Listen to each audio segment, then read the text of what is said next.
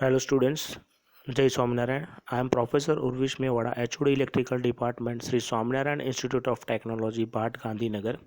I am the subject matter of Industrial Instrumentation subject, which is in the 7th semester Electrical Engineering, and GTU subject code of this subject is 2170913. Students, today we are starting with the fresh new chapter, that is chapter number 6 of industrial instrumentation subject, which is flow measurement. Students, in last lecture we have finished the pressure measurement, in which we have discussed all the devices which can be used to measure a pressure of means industrial pressure, or we can say large quantity means of pressure of industrial for the industrial purpose. So now in this chapter number 6, that we will see the flow measurement technique with the help of the different devices. Now let us discuss the chapter number 6. So before we start with this chapter number 6 flow measurement, we will have the topic number 1 in lecture number 1, that is introduction. So let us start with the introduction. So over here, the first whenever we need to find the flow, or when we consider a flow. So flow is related with to a fluid which is in the motion. So it is always defined as the a fluid which is in the motion. So we need to find the flow rate of the particular fluid for say for different purposes, for we can say industrial purpose, domestic purpose, as well as the commercial purpose. So industrial flow measurement basically includes the measuring of the flow rate of the solid, liquid, and the gases. So we have the all the quantities or substances which are in three forms, say solid, liquid, and the gas. So we need to check the flow rate of the this all the substances for the industrial purpose, as well as the commercial purpose, as well as the residential purpose. So for the flow measurement, we use many application, basically such as say transportation of the solid as slurries. So basically industries are dealing with different substances which are having different properties. So the slurries basically use having a contamination which is present in the fluid, and the compressed natural gas in the pipeline. So that we already have the idea about this. Suppose if we talk about the PNG. So PNG is the pipe natural gas. So this that PNG is also measure that in for our residential purpose, that we use PNG connection. So this is the CNG. So compressed natural gas pipeline, and the water and the gas supply from the domestic consumers. So this are the quantities, and for the industrial, domestic, and the commercial, and the yes, last but not the least is the irrigation system. So for the irrigation system, the flow of the liquid, that is water. So we need to check all the flow rate for the different purposes. So in this chapter, we will discuss each and every terms for the measurement of the flow with the help of different devices. So before we start the flow measurement, we need to understand the types of flows. So basically, flow is divided in two part. So means majorly it is divided in two part. So first part is laminar flow, and the second is the turbulent flow. So from this name, the laminar flow and turbulent flow, it will be not like if you are having an engineering background, then you already know the from the name, the type of the flow. So let us discuss what is actually a laminar flow and the turbulent flow. So let us start with the laminar flow. Basically it is laminar flow is that the type of the flow in which the fluid particles move along well defined path. So or we can say uniformly it will transfer into the through the medium, and which is defined path, or we can say streamline, and the streamlines are straight and parallel. So let us see the animation related to the laminar flow, so that will be more clear to you. So in this diagram you can see that this is the diagram for the laminar flow. This is the pipe in which having will have the flow is in direction from the left to right, and you can see that the this arrows are placed well uniform, or we can say in the straight line after each other. So this lines shows that this is the uniform flow from the this pipe, and this is the device, means generally we can place a device over here to measure a laminar flow. So in this you can see that each and every pipe, the liquid is transferring from this inlet side to outlet side in uniform manner. So this flow is nothing but the laminar flow, and in this pipe you can see that the liquid is say coming out from this medium very smoothly. So you can see this over here, this pipe is say there is no means bubble of the water or striking of the water, and the flow rate is say constant and uniform. So this is called the laminar flow, and basically this laminar flow also say means differentiate, or we can say we can understand the laminar flow from the Reynolds number. So Reynolds number is basically a number for the particular flow of the substances through the medium. So yes, Reynolds number Rn is less than 2000, then flow is called the laminar flow. So whenever we will get the value of Rn is in say less than 2000, so this flow is called the laminar flow. So therefore the particles which move in the layer say gliding smoothly. So over here you can see that the water is coming out very smoothly over the adjacent layer, and it is also called the say streamline flow or say viscous flow. And the factors which are responsible for the flow laminar flow are the high viscosity of the fluid.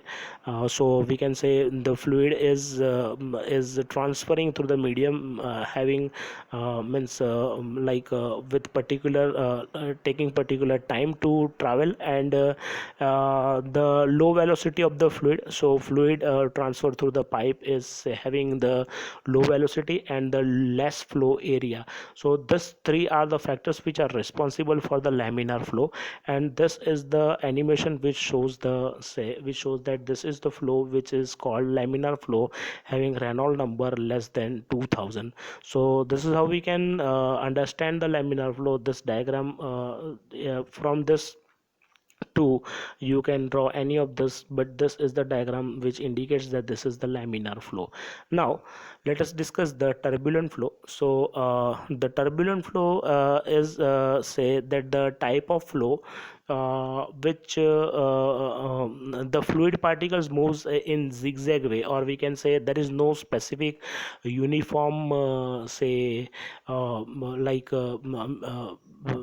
the transformation of the fluid through the medium of the particular substances. So this is called the turbulent flow.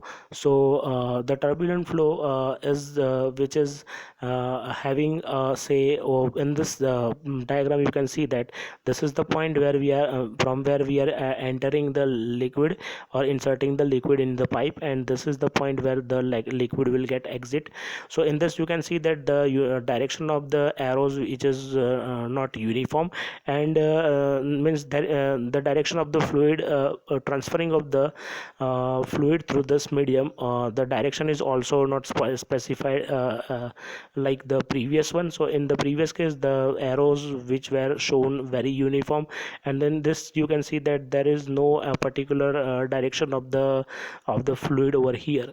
So in this it is also indicated from the Reynolds number. So Reynolds number, if the Reynolds number is greater than 4000, then this flow is called the turbulent flow.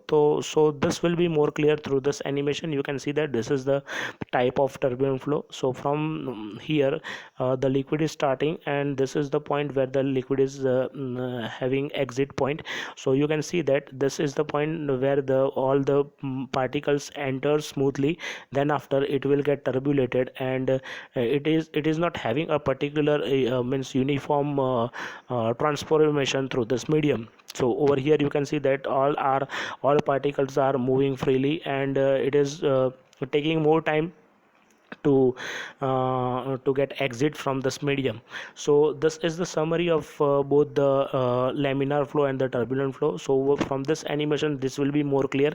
So the straight flow, or we can say uniform flow of the fluid through this medium, is called the laminar flow, having the Reynolds number less than 2000. And this is the turbulent flow. You can see that there is no specific direction of the substance which is transferring through this pipe. So and it is having a say non-uniform direction of the motion, so it is called the turbulent flow. So this two means diagram summarize the theory, and this is the turbulent flow is having a Reynolds number greater than 4000. So this flow rate is called the turbulent flow. So this is how we can understand the laminar flow as well as the turbulent flow of the any of the means liquid or fluid which is transferring through a pipe or any medium. Now let us discuss the Reynolds number. So Professor Reynolds is the founder of this number. So that found that value of the critical velocity which is governed by the relationship between the inertia force which is developed by the fluid which is inserted into the medium or into the pipe, and the viscous forces. The viscous force is depending upon the density of the liquid. So it is called the viscosity. It is also called the viscosity of the particular fluid. Now the Reynolds number is the ratio of inertia force to the viscous force. So the inertia force is rho into V into D, and viscous force is indicated as mu. So the final equation of Rn is V into D divided by small v. So where rho is the density of the liquid which is in the kg per meter cube, and where v is the mean velocity of the liquid. So in this pipe you can see that the at the surface means inner surface of this pipe is having more friction compared to the center portion. So yes, from that we can say that mean velocity. So velocity is not remain constant through this medium. So at the inner surface, or we can say inner surface of this pipe, the velocity is slow compared to the center point. So yes, we can find out the mean velocity of the particular substance or liquid which we are transferring through the pipe, and d is the diameter of the pipe through which we are transferring the fluid, and mu is the dynamic viscosity which is in the Newton into as per meter square. This is the dynamic viscosity of the particular material, and v is the kinematic viscosity which is m square by s. So this is these are the units of particular given quantity. So yes, this is the summary of the this theory, that is types of flow based on the Reynolds number. So if the Reynolds number is less than 2000, so that flow is called laminar flow, and if the Reynolds number is equal to 2000 or to the 4000, then this flow is called the transition flow, and the Reynolds number is greater than 4000, then it is called the turbulent flow. So that we already discussed all the flows which are responsible for the flow rate. Let us discuss the topic number 2, that is flow meter of this unit number 6, and this is the lecture number 1. Now the classification of the flow meter. So flow meter basically classified by the quantity of the meter, head class meter. So the again head class meter is classified in two part, that is obstruction meter and the velocity props. And then after the third classification of the flow meter is spatial meters. So the first quantity meter is a positive displacement meter. So it is basically depending upon the direction of the flow and the placement of the device that we place to measure a flow rate. And head class meter, in head class meter, the first is obstruction meter. In we are having the venturi tube nozzle, types of nozzle, then orifice plate and the rotameter. So these are the obstruction meters, so that we place in the medium through which our fluid is passing, and we place this meters means in the middle of the pipe, so that will obstruct the flow of means partially obstruct the flow of the liquid. So that's why it is called obstruction meter. And the velocity probe, so in velocity probe we have the pitot tube, and then we have the spatial meters. In spatial meters, it is classified, or we can say the names of the name of the spatial meters are electromagnetic flow meter, and the second one is hot wire meter, anemometer, and then the third one is turbine meter, and the fourth one is ultrasonic flow meter. So these are the classification of the flow meter, so that we are going to use in the chapter for the measurement of the flow rate of the fluid for the domestical purpose, commercial purpose, as well as the residential purpose and the irrigation purpose. So the classification of the flow meter, let us start with the flow meter. First is mechanical flow meter, the second one is turbine flow meter, third is optical flow meter. Turbine flow meter and mechanical flow meter, both are the mechanical meters that we use to flow rate. Then the optical, which is related to the light. Then after, thermal type of flow meter,